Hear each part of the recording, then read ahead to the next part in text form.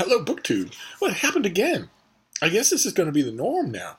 Once again, long after the day was over, long after I had moved on to other things, I got a mail delivery yesterday. Long after I was going to film a video. So I guess this is going to be Our Lady of Perpetual Mail Hauls. Now, I guess we're never going to have a day off from it. So I just put it aside. I had plenty of other stuff to do. The night was already moving on towards the reading section of our program, which I try not to let anything get in the way of. So I just put everything aside. So we've got 4 packages here, but that's better than some normal days, and it's a Sunday. So let's see what this first one is. It feels like a mass market paperback. And mass market paperbacks are always good because they're either science fiction or more likely romance, and I love getting that sort of stuff in the mail. Just love it. What do we got here? Oh, and figures. In this case, it's neither science fiction nor romance. Oh, wait till you see this. Oh, man. I think this is probably going to come to me without any kind of cover sheet. It came with an invoice. The less said about that, the better. Look at this. This is Harper Perennial. HarperCollins they do Harper Perennial books where they're books that have stood the test of time, and they have a thing called the Olive Edition, and it's beautiful. And this is Gaudy Night by Dorothy Sayers in a gorgeous mass market paperback. I'm sorry the lighting's so dodgy here. Ordinarily I don't care because it's just the latest Malcolm Gladwell, but in this case, look at this. It's got a flexible binding. It's a mass market paperback of Dorothy Sayers' best novel. Look at that. How wonderful. And look at how the cover is so simple. There's nothing on it except the title and the author. No buzzing, no falderall, no nothing like that. Wow. Okay, fantastic. Wow. It is going to be a delight to reread this book. Just a delight. In fact, well, if you've seen on my library tour, once upon a time, a long time ago, Dorothy Sayers' Peter Wimsey novels came out in mass market paperbacks with a uniform gray color with sort of Art Deco illustrations for each. They're really nice editions, really, really nice. I don't think I have any of those anymore. I think the last time they cropped up on a library tour, one of you said, "Can you send me those?" And I did. So this is probably the only Lord Peter Wimsey that I have at the moment. I don't have the big volume of short stories, which I really like. If I found that again, I would get it. Oh, what a way to start a mail. Oh, and a Sunday mail on top of that. All right, great. So it was mass market, but it wasn't either romance nor science fiction. All right, let's see what this next one is. Put all that cardboard away. What have we here? Oh, goodness. Okay. All right, this is a double. And it's been part of there's an odious phenomenon on social media called a hashtag galley brag, where people who are in the shoot to get advanced copies of books, review copies of books, will sometimes hold them up or talk about them in order to brag about how they got them early. And I know that there's a chance that you could say that a lot of this channel is that, but I'm not bragging. And I'm also not freeloading. And most of the people I see galley bragging on social media have no intention of ever reviewing the book. You just happen to be on somebody's list anyway. And this book has been the primary candidate for galley bragging lately. This is the new Garth Greenwell. It's called Cleanness. That is the requisite ugly American cover. That is a male torso. Let's find out about this, shall we? I'm going to guess. It's about a feckless and gormless American expatriate who gets into a bit of rough sex trouble in Eastern Europe. Let's see. I'm thrilled to share with you this ARC of Garth Greenwell's highly anticipated new book, Cleanness. You may remember his beloved debut, What Belongs to You, which was named one of the best books of 2016 by more than 50 publications and hailed as an instant classic and the great gay novel of our times. It was neither an instant classic, nor was it the, what was it again? Great gay novel of our times, nor was it his debut. His debut was a much shorter version of the exact same story for a much smaller publisher. And it's not that good. It's not that good. It's grotesquely overwritten. It hyperventilates at every turn. And it's mainly about solicitation gone bad. Which of us hasn't been there? It's not exactly anything to write home about. Anyway, for all of the magnitude of talent on display in that book, jeez Louise. Okay. Its universe was relatively compact, focusing on a single, unequal relationship between an American teacher and a local hustler in Sofia, Bulgaria. As Greenwell worked on it, he found himself continually having to set aside new ideas that fell beyond its scope. His consolation came in realizing that another, more expansive book was emerging alongside it. Cleanness, which FSG will publish in January, so this is a January book, is narrated by the same expat as What Belongs to You. We're really falling outside of the ambit of that first book. It's narrated by the same person. Okay. Probably within weeks of the events of the first book. It encapsulates a broader range of relationships between teachers and students, that was in the first book, lovers and friends, that was in the first book, past and present, that's in the first book. It takes in new locations, traveling to a writer's residency on the Baltic Sea, an Italian hamlet, and a rural Bulgarian town. Along the way, the narrator discovers unexpected intimacy, by turns consoling and disquieting. His romance with R, a closeted grad student introduced in What Belongs to You. This would be funny if it were intentional. It's transforms his understanding of himself and the world. Okay. All right, so let's go back and read it again. For all the magnitude of talent on display in that book, its universe was relatively compact, focusing on a single, unequal relationship between an American teacher and a local hustler. As Greenwell worked on it, he found himself continually having to set aside new ideas that fell beyond its scope. His consolation came in realizing that another, more expansive book was emerging alongside it. And what is the new, more expansive book? It stars and is narrated by the same character. The character establishes an unequal power relationship that is sexual and that will include a punch to the face with a character who's in that first book. And they are in, let's check again, let's squint over our bifocals, the exact same settings. Okay, all right, so while narrative sections of Cleanness generally stand on their own, meaning, as I'm sure some of you who follow this author will know, they've already been published. The chunks of this thing have already been chipped off the noxious hole and published in high-venue places, because this author is averse to work. This book is more than a story collection. Okay. It is a world summoned up, its linked chapters bending into a sweeping narrative arc, and it is not quite a sequel either. Sure as hell sounds like one. Instead, it recalls the works of novelists who build a fictional world, book by book, like, oh my god. Like Ben Lerner, Rachel Cusk, and, are you ready? Wait for it, Marilynne Robinson. Marilynne Robinson. Garth Greenwell is now being referred, unironically, equated with Marilynne Robinson. Okay, all right, well. Okay. Well, this comes out in January, so I don't have to deal with it until then. Everything in the pub sheet is wrong. All of it is. And when someone who writes a pub sheet feels the need to say to you directly, this book is not, whether it's typical Gothic horror, collection of short stories, whatever it is, if the pub sheet feels the need to say this is not X, the book is X. Demonstrably so, since chunks of this thing have already appeared standing on their own. They couldn't be perfectly enmeshed in a broader fictional context if they can show up on their own like Flotsam and Jetsam. But believe it or not, I will give this book a fair shake. I will. I'm as happy as anybody that Garth Greenwell has a gig at FSG. I'm a little bit more responsible than most people for him getting that gig, but I'm happy that he has it. I think he is largely a fraud. And the parts of him that aren't a fraud, I think are, what's the word? A little bit embarrassing. We come to our fiction authors for their powers of creativity. That is the whole point with why, 60% of the reading world is taking a chance on Ducks Newburyport.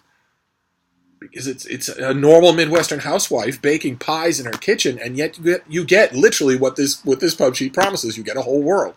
And it's extremely ambitious. No matter whether it fails from time to time, stumbles from time to time, we go to our novelists and short story writers for exactly that. This is a guy who's gone back to the well now, counting this book, 3 times. Exact same well. To put it uncharitably, and then we'll move on, I am beginning to suspect that he isn't capable of inventing something new. I'm beginning to suspect that once upon a time, when he was 23 years old, he had such an impression with cheap trade in Bulgaria that he can't get around it, that he can't get away from it, and has to keep returning to it. I could be wrong. Cleanness may prove me wrong. I will go into it with an open mind in the new year. I just find it hilarious. That's all. Hilarious when it isn't genuinely angering, and having this guy referred to equated with Marilyn Robinson is genuinely angering. Okay. All right, we're doing heavy on the fiction. Okay, this is out any day now. This comes out, I think, on Tuesday. And this is a trade paperback original of something that we've seen on this channel before. I believe it is a debut. Is it a debut?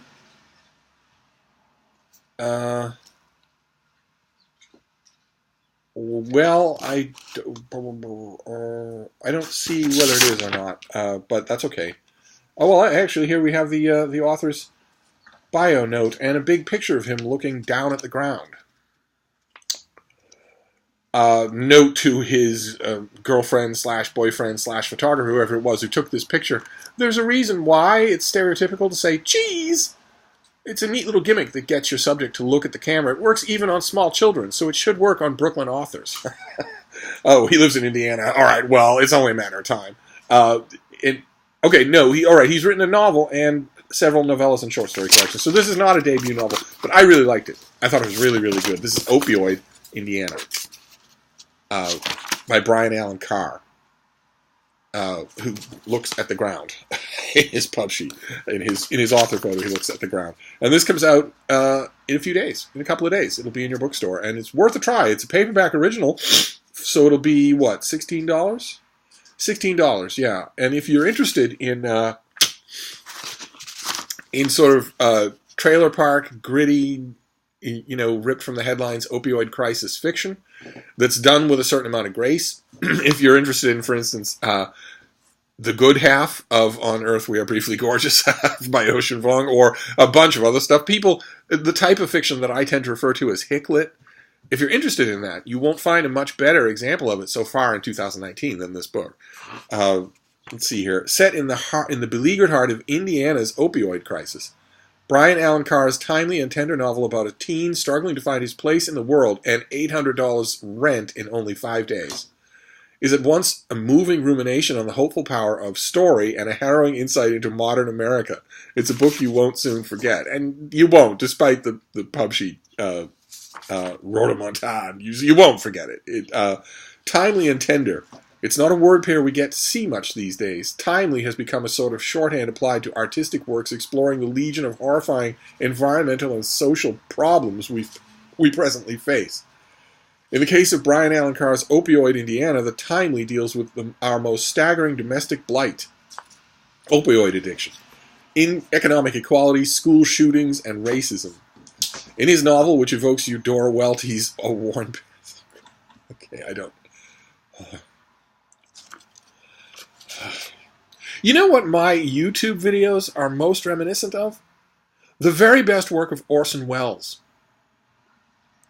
I think, don't you think? I mean, so Garth Greenwell is reminiscent of Marilyn Robinson. Brian Allen Carr is reminiscent of Eudora Welty, and my out of focus and rambling YouTube videos are very reminiscent of Orson Welles at the peak of his power. Don't you think? Anyway, the kid's name, the 17-year-old kid's name is Riggle, who's living with his uncle in Indiana after the death of his parents.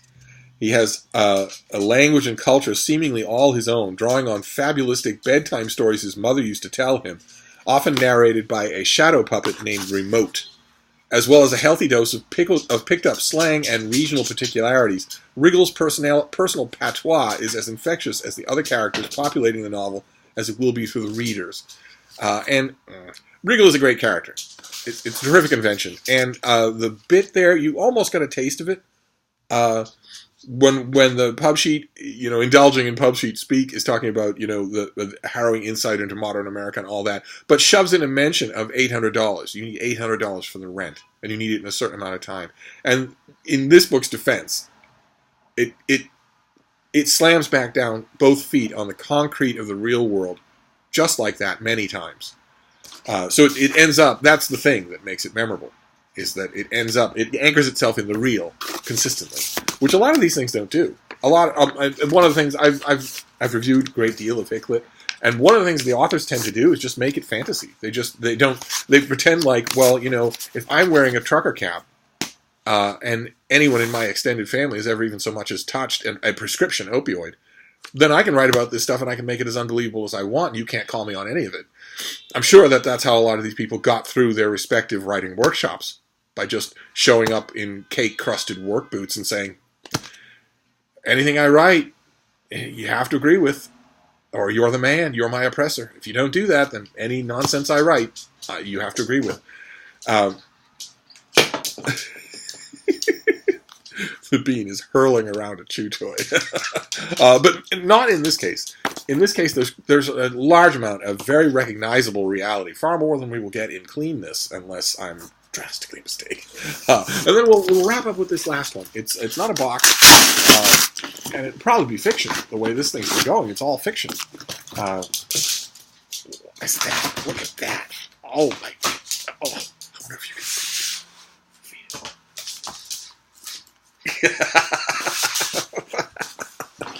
let's see here. Oh no! Okay, great.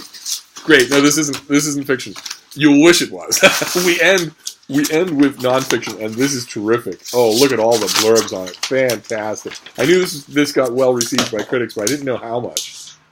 Great. Good, because it deserves it. It really does. This is, look at that, a long blurb from the Washington Post, long blurb from the Book Review, long blurb from the Wall Street Journal. Fantastic. And also a blurb from Open Letters. This is Rob Dunn's book, Never Home Alone. I wish we had better lighting. This is Never Home Alone. This is you can tell from the cover, this is a breviary of all the little creepy crawlies that are sharing your home right now. They're in your home right now. They're watching you right now. It's one of the things that it's a disconcerting note that Dunn doesn't hit too often in this book, but it does come up once in a while. These things don't just pay attention to food deposits on the floor. Your house, no matter how neat you keep it, as is a bonanza of food. A bonanza. Supporting dozens of species. It's not just that these species keep watch for that food. They also watch you. While you're moving around, they're watching you. Let's read a little, shall we? However tranquil our homes may appear, they are wild beyond imagination. Down in the basement, up in the attic, under the floorboards, and even in the shower head, wildlife abounds. Biologist Rob Dunn and his team have explored homes worldwide, turning up mind-boggling diversities of animals and microbial life. They found nearly 200,000 different species. Never Home Alone is a completely unexpected natural history of the great indoors. In this book, Dunn introduces us to houses' tiny tenants, showing us how, in almost every case, they make our lives better. And why trying to eradicate the bad ones actually makes our lives worse. But he shows us something more, just how wonderful our world is, even the part of it that's right under our noses. No one who reads this engrossing, revelatory, and just plain fun book will look at their home, or the life in it, the same way again. Now, I want to point out, since this is a day for overreaching pub sheet rhetoric, that is not true. The thing on the back of this book is not true. This book is going to revolt you. It's going to be fun.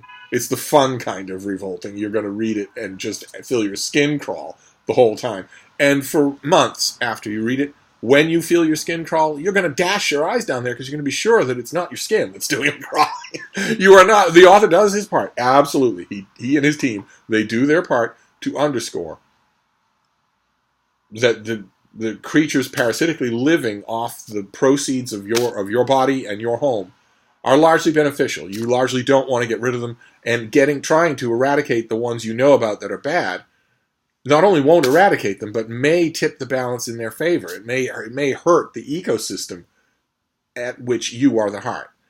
The author does his best to bring that very enlightened eco message across. But this is still a gross out book. It's a great, great gross out book. And also, I should point out, since I'm going whole hog for grossing you out here, down in the basement, up in the attic, under the floorboards, and even in the shower head, notice what's missing? Notice what's missing. All the things that are missing from that.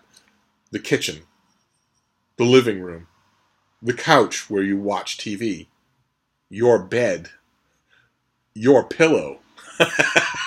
Those things are missing. They're not missing from the book, though, at all. At all, they aren't. Because in addition to the fact that in your kitchen alone, you waste enough food every day to support many of those 200,000 species. It's not just that. It's not just that you waste enough food. It's that you yourself are food. You are an endless banquet of food. A hot shower that you take, the water sluices away maybe 40% of the dead skin cells and hair cells that the pressure of the shower takes off your skin, the thing that makes you feel refreshed. Maybe 40% of those is washed away down the drain. The rest of it stays. Unless you clean your tub with bleach after every shower, the rest of it stays. And it's a banquet to a whole bunch of things that come out when the lights are off. Quite a few of them are microscopic. Quite a few of them are very, very small. Some of them are not very, very small. If you were to train a night vision camera on your body in bed overnight while all of you people are dead to the world, sound asleep for 10 straight hours, you would be astonished at the things that you would see. We're talking chiggers this big, crawling not just along your arms and legs, but on your face, through your hair, hunting for food on you while you are unconscious. This book has that all. When's the last time you changed your pillows? When's the last time you washed your pillowcases? And so on and so forth. Do you have a little laundry alcove in your building, maybe in the basement or in a back room somewhere? Do you sometimes just let the laundry accumulate there instead of accumulating in a hamper in your room or somewhere else? Do you sometimes just get in from a run or from a hot day at school or work and toss some clothes onto the floor in that alcove, figuring once that you've got enough, you'll pile them into the machine? Do you sometimes pile them into the machine and leave them there? Do you sometimes wash them and then leave them there before you move them on to the dryer? There are many, many, many animals in your home who wait for moments like that. They wait for opportunities like that. And this book teaches you about them. There's no way to get rid of them. You just have to make your peace with them. And isn't it more interesting to learn about them? This is nonfiction at its best. So not that any of you are thinking that right now. But anyway, this comes out in paperback on October 1st. And it has an open letters review. I don't know if the open letters review is on the book. Let's see if it is. It's on the pub sheet. Yes, okay, it's on the book as well. So it comes well recommended. The open letters review blurb is crammed full of eensy-weensy tales of wonder from the insect world. On virtually every page, readers learn about these marvels and their potential applications to the benefit of humans.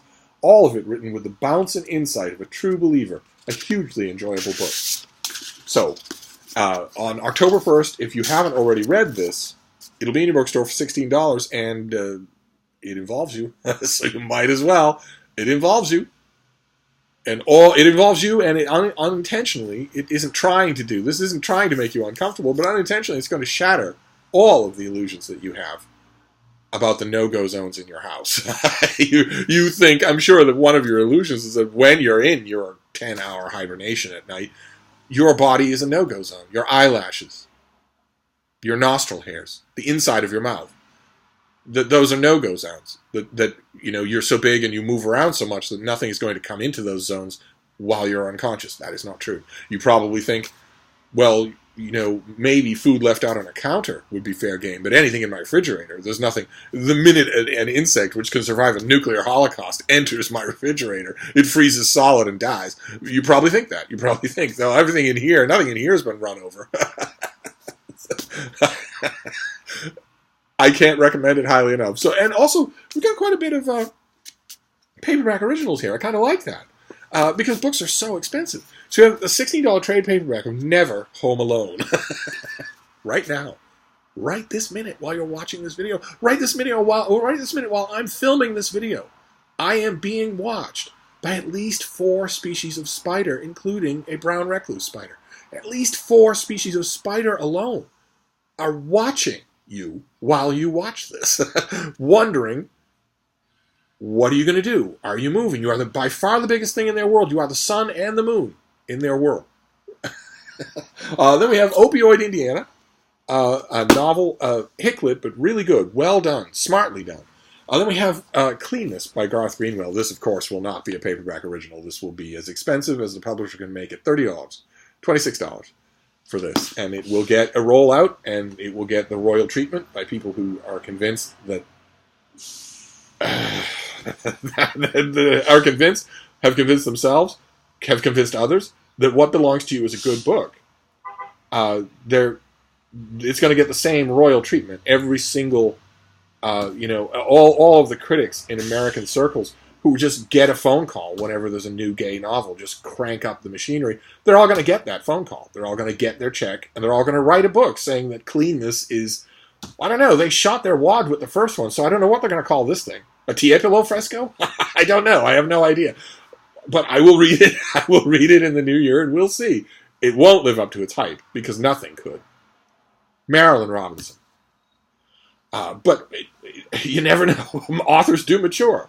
They do learn. Even when, despite, Pache the pub sheet, they are sticking explicitly to the one little square that brought them fame. Even when they do that, they sometimes learn. Usually not. Usually they need to go foraging. There's a real good reason why a lot of the authors, the contemporary fiction authors that I hate, stay in that little napkin square of what they know.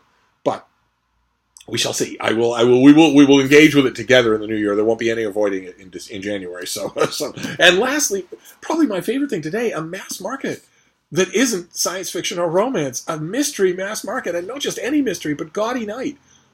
Regularly ranked as one of the best Dorothy Sayers murder mysteries of all, and one of the best murder mysteries of them all. And here it is in a new mass market paperback series from Harper that is so incredible. Wow, limited edition. Crime was too easy in a place like this. Fantastic. Right, well, that's a Sunday mail haul. If all mail hauls could be that good, I wouldn't complain. So I'm going to wrap this up for now, but I'll be back. This could very well be a 5-video day. I will see you soon. Thank you, BookTube.